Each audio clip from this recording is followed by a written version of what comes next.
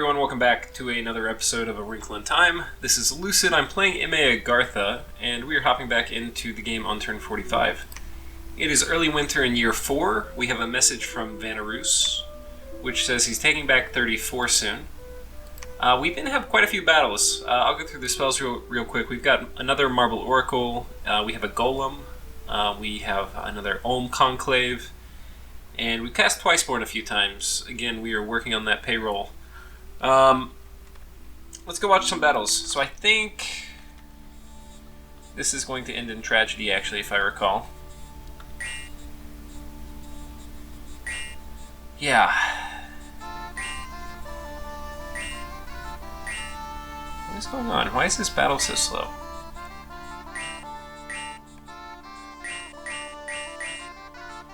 What's going on? For some reason it's like really slow right now.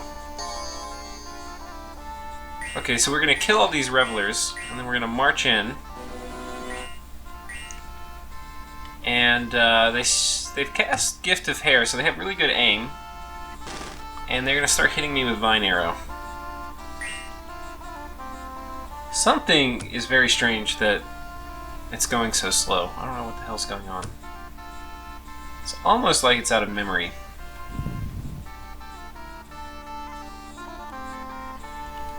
And you can see Tanglevines is going, and then I break out of it in one turn, but that's my turn. So this is unfortunate, because if this continues happening every single time... Okay, so I get a couple hits, and then Tanglevines again. Yeah, this is not good. So I'm basically getting wrecked by a bunch of shitty dudes that would otherwise have no way of killing me except to just mass Tanglevines. So this actually would be pretty good versus a lot of super combatants. I've never actually seen players use it, but leave it to the AI to randomly come up with something very good. So yeah, anyway, I kill a couple of them, but I can't kill them before the turn timer goes out, and then they retreat and I die. So lose a Marble Oracle. Got a battle here. This is Jotunheim attacking Pangaea. We'll just see what he's bringing in. He's got a Scrotty with a water bracelet.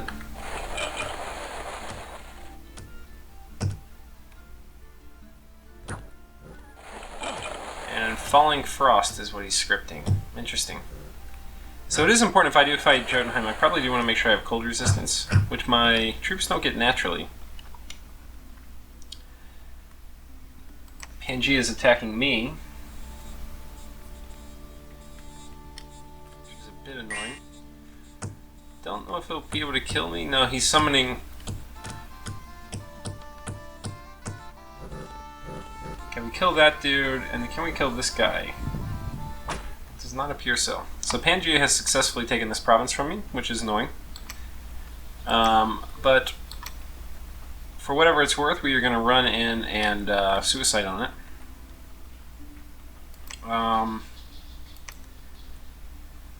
We take this province with our Marble Oracle. This one's sitting here preaching.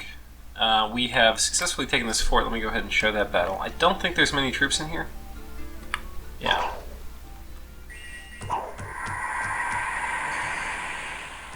Yeah, we're just going to walk in and murder them. That's basically what's going to happen. Oh my goodness. There's a battle in Pangaea. So Yis has finally broken through the fort. And look at all these troops. We've got a ton of Claymen in front. Then we've got Knights of Yis here on 2 flanks. And then the Movarkian Knights on the sides. She's got I think this is 2 or 3 of these sorceresses up front, and these are very powerful air mages, with a few of them have gems. This one is carrying a Storm in a Bottle, which gives 2 temporary air gems. This one has gems, yeah. So we can see Wind Guide going up. We see Storm going up. And summon Storm Power. So this is a script mostly designed, it looks like, to drop in a ton of Thunder Strikes. And then on this side, we've got Pangaea's God. So this was what he used to get a blast. It was a water 9 in 9, but he's got a Thistle Mace, so it's N10. A Vola, and she's got some gems, some gear, not really kitted out to fight. Again, players would have done much better than this. And she's a gem generator. I forget what she makes. I think she makes water gems every month. And she's enlarged. So we've got some wyverns here too. These guys are pretty good. Any of these guys, some of these, no, these are not kitted to do things militarily. So the AI has not done a good job here getting ready for this fight. We see strengths of giants going down, which is pretty good, especially on units with several attacks. I don't think it is hit here, though. No. And then, oh, okay, we have a lot of air elementals coming out. Air elementals are probably the best elemental to break through a fort, because they will obviously go straight through a wall. Fire elementals, since they're ethereal, can also go through a fort wall. I'm going to go ahead and pick up the speed here. So we have Blade Wind coming out, which is very effective against wolves. Which actually, that can happen quite a bit. A lot of times people will prop up their fort with wolves.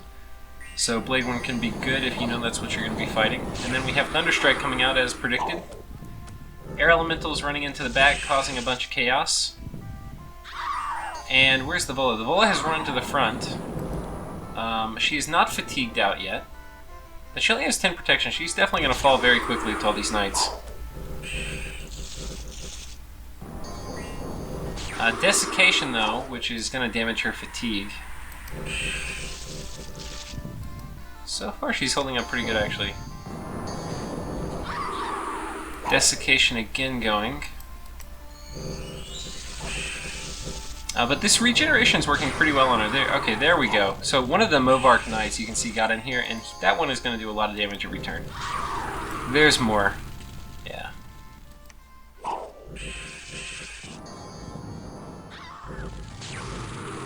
We can see some friendly fire coming in here with Blade Winds. Alright, she's about to get fatigued out, and she only has 150 HP left. She's probably got 3 turns left. Yeah, one more turn. Oh, nope. She died that turn. So there we go. These Movarkian Knights do a ton of damage on land. Ooh, I think this is a hero, actually. The Black Bull. Yeah. Pretty cool dude. Really cool graphic. Look at that.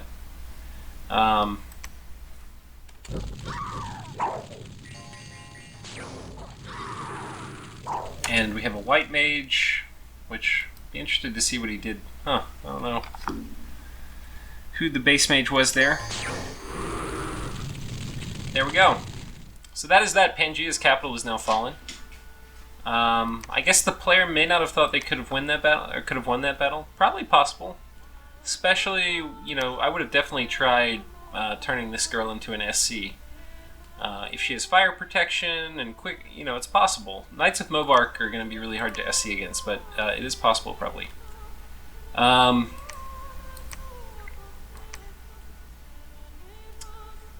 So I think that's about it. Yeah, so this army is going to be moving back here. We're going to take this. I think I'm going to let Vanarus take the rest up here.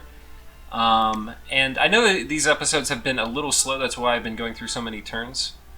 But we're going to finish enchantment this, or no, we're going to get evocation 3 this turn, and that's going to open up arcane probing that I can do with my golems. Meanwhile, I also here I have shamans once I liberate the fort, and they will also be able to do arcane probing. And then we're going to finish enchantment. Agartha is one of these nations that, depending on, you're really a growth nation. Most people aren't that scared of Agartha, especially like a kind of passive one like me buried in the ground. And they're like, oh, it's not a big deal, he's probably not going to win. But having Earthblood Deep well up, I'm building huge amounts of infrastructure. In late game, nobody's going to be able to touch me. So, whoops. So anyway, we're going to run up enchantment. And I think I'm good with this. Once I get Hall of Statues up, I'm probably going to declare war on somebody else. Probably going to be Yis. And I'm going to get a strong ocean presence, and then I'm going to pick someone else. And honestly, it probably should be Vanarus. So I think I'm going to do that. Probably Yis and then Vanarus, and then I'm probably going to attack Ashdod. I'm not super excited about fighting super combatants. There's a few reasons for that, but the main one is he could give them smashers and then they could chew through my golems. I mean, I would be able to kill them, but I would take losses, and yeah. So, I think that's it. Wait, where is this? Okay. Anything else noteworthy? We're making more golems. I've got a fair number of pearls still. My pearl income's pretty good. I don't think I've shown you my income chart. So I'm getting 35. This is mainly due to Earthblood Deepwell. Then we got a lot of pearls. 12 is very high, and then death income is huge. 15 a turn is just huge. The other thing that will be able to happen is once I get enchantment 8, I will have Lichcraft, and I can make liches. But to do that, I need somebody who's death 3, I believe. Or no, death 4. Because death 3, this guy's death 3, but he can't do it. Because to get the faceplate, you need death 5, but this plus the skull staff only gets you to death 4. So I need a death 4 guy. I have a hero that can do it. Otherwise, with that death income this high, I still could empower, but I'm not super excited about that option. So that is it for this turn. That is turn 45. I mean 45. Turn 46 is about right here. So we're running up evocation. We got evocation 3, so we can do arcane probing now. We have another golem, and okay, we've got a battle here with Pangaea. This is the group Pangaea moved on top to siege me. And it is a bunch of thugs, because this is how you play as Pangaea. You make a bunch of shitty mages without any gear. Attack. It's really sad. Come on, AI, you can do better. You can do better than this. So we're going to run forward. We can see just the Mind Blast kills most of them. Yeah, not a very effective strategy. I believe this we're getting a Twiceborn Mage.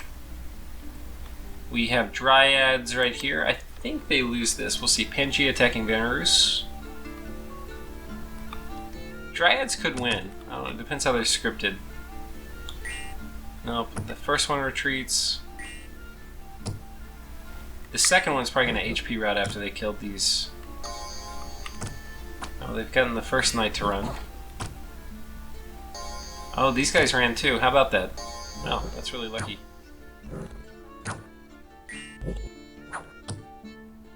And this one's probably going to HP route. I think she's fatigued out too, so that's not going to help anything.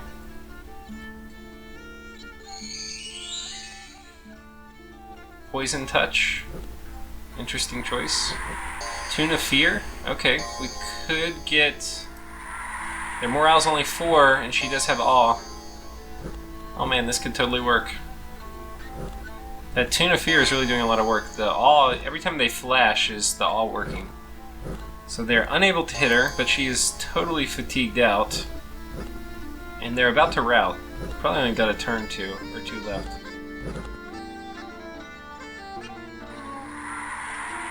And then they routed. Just like that, guys. Just like that. That was huge. Huh. How about that? I never would have guessed these guys won. So, that was effective. Way to go, AI. This seems to be effective. I think Venerus took that province. So they took this back. Then...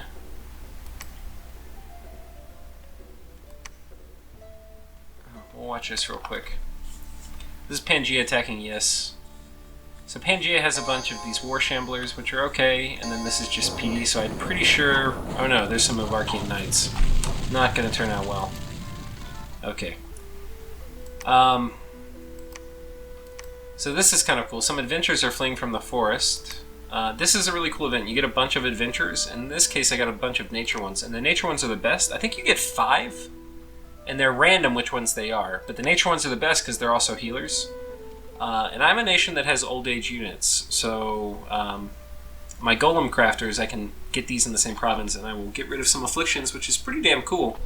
And I also, this is my highest fire mage, so this is going to open up fire 3, which will get me, once I'm at Conjuration 6, it will open me up to Flame Spirits, which the Flame Spirit plus the Flame Skull or whatever is going to give me Fire 4, which will open up King Elementals when I get to Conjuration 8.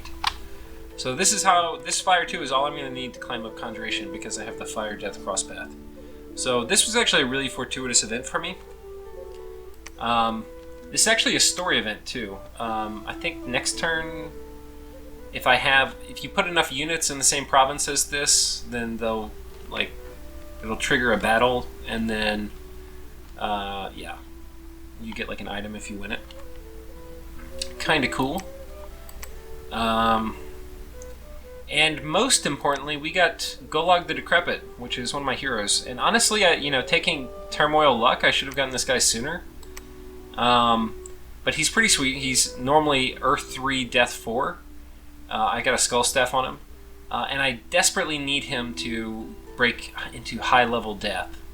It was one of the reasons I took Luck Scales, just to get this hero.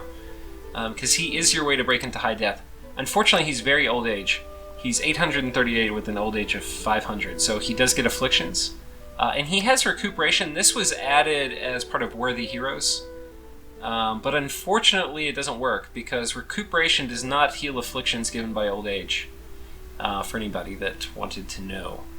So we're going to forge a Skull Face, and that will break me into high-level death. It will allow me to, very importantly, do Lichcraft, which are immortal high-death mages. They're pretty freaking awesome. Yeah, so that's it for this turn. We're making another Golem still, and we've got these guys on Arcane Probing duty, so they're going to be casting that. We're moving more of our Twiceborn mages up here. Yeah, and that is it. This guy we've got making Flesh Eaters so that I don't have any more of this crappy morale business where I run out of turns and then I lose. Because while they're Berserk, they will not rout, and while they do not rout, they do not lose. So when the turn timer hits, like it happened here earlier, I will stay on the battle. Everybody else hopefully will flee, and thereby I will win. So yeah, definitely going to be a good thing. And I think that's about it for this turn. Yeah. Oh, I moved this guy here in case I got attacked by Pangaea, but Vanarus took it back, so I'm going to go ahead and move this guy back here. And I think that's it for this turn. So that was turn 46, I believe, so we're going to go ahead and go to turn 47. This will probably be the last turn for this episode. And we are about to be out of another slow phase where I decide to go ahead and attack us again. So Arcane Probing, Golem Construction, Haru Specs did not find anything. Arcane Probing, we found something. So we got a Crystal Garden, which is only S1.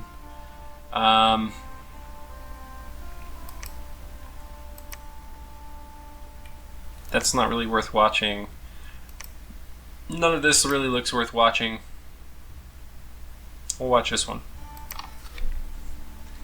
So Vanarus is taking this province back. And Vanarus has his god out. Or no, not god, this is a hero.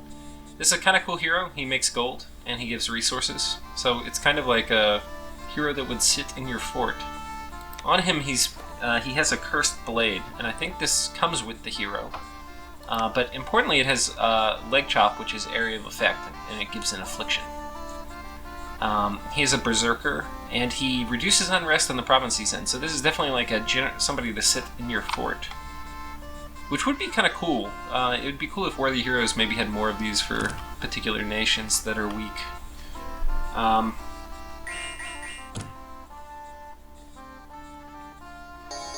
Okay, so somebody got hit with an arrow and they're going to run forward out of their hold formation. And let's see how they do. They make pretty short work of the Revelers. Well, the Revelers are doing some damage. Don't know if they're going to kill anybody, though. Yeah. How much damage do these guys do? 20 a hit? That's a lot of damage. I don't think they're buffed either. Like, yeah, if you put Strength of Giants on here, it'd be 25 damage. Twice? That's a lot. Especially if he can get High Earth with Gift of Strength and Weapons of Sharpness. Those could definitely chew through some golems, which I will be fielding later. I think I need to go ahead and attack Vanarus where I am in the real game.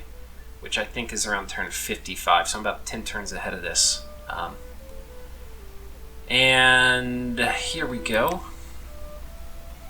Yeah, this was me attacking, getting yet another white mage. We have an event.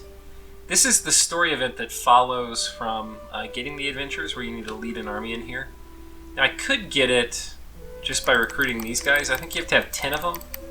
And then, in conjunction with having my Marble Oracle there, I would certainly take that province. Yeah. So that seems to be working. I've got a lot of pretty good income. Went up a good bit from taking this, and then also working on my payroll side. I haven't had as much upkeep increase, thanks to sacrificing more of my oracles. This guy's got 2 afflictions. Limp and Never Healing Wound. That's fine. Yeah. I think I've kind of taken a brief pause from casting Twiceborn. Like, normally I would cast down this guy and then send him up, but we're taking a short respite from that. And that's because I'm going to save up some gems, because I'm going to make a ton of liches now that I have this guy. But unfortunately, you can see the first turn I had him, he got an affliction. And not only did he get an affliction, he got like the worst affliction. Or not the worst. I mean, feeble-minded would be worse, but he got mute, which is really bad. Really, really bad. So, I don't think it's occurred to me yet at the game, but fortunately these healers can heal him. And while he looks like he's an undead unit, he's in fact not an undead unit. He's just a really green old golem. So, I actually can heal this affliction, and I will look to do it. But fortunately, the first time I had him out, I didn't dilly-dally. I made my skull face, which will, in conjunction with this dude, and I put this on him, just show you. Put this on him. He's now Death 5, which gets me able to cast Lichcraft. And liches are the shit. And they're not sacred, but I can put... I'll show you how I kit them, actually, in a further episode. But you can kit them out to be pretty damn hard to kill, too. And then with regenerating sacreds, you can do Soul Vortex, and I get pretty damn gnarly. So, yeah. I think I have him researching this turn. Not sure why. I probably could have made a crystal coin or something. Anything else I need to cover this turn? I don't think so. We're making a Frozen Heart. I'm preparing to attack Yis, and I'm going to send people underwater. I'm going to need a lot of Earth Gems, or Water Gems, and that's because very shortly before I attack Yis, I'm going to get Shark Attack, which is a pretty damn strong spell for underwater battles. But if I'm going to be casting it all the time, I would like a temporary gem item to make sure my gems erode less quickly. And I will just show you this item real quick. It is one of Lucid's thematic gem gen items, and it's basically a Frozen Heart, which gets surgically implanted into your chest. It's cursed, you can't take it out. You get a heart, a chest wound, but it gives you the ability to cast Frozen Heart, which is a pretty damn good spell. At lower fatigue than you would normally cast it, but you do have the chest wound encumbrance, and it gives you, very importantly, 2 temporary water gems. So it's kind of at a cost, but you get 2 water gems, and then you have to have the water blood cross path, which is not very common.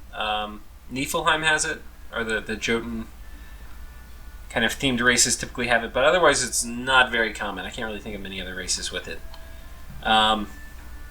But yeah, so I'm going to put this on him, and then I will be able to much more easily cast School of Sharks, or Shark Attack. And this guy's going to move here.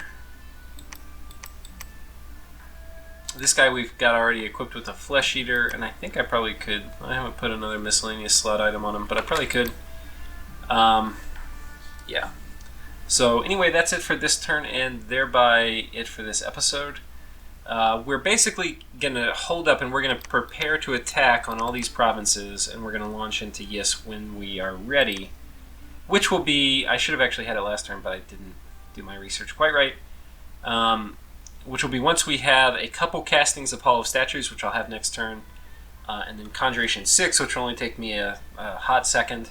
So probably in 2 or 3 turns, I will attack Yis, and we will be back in the action.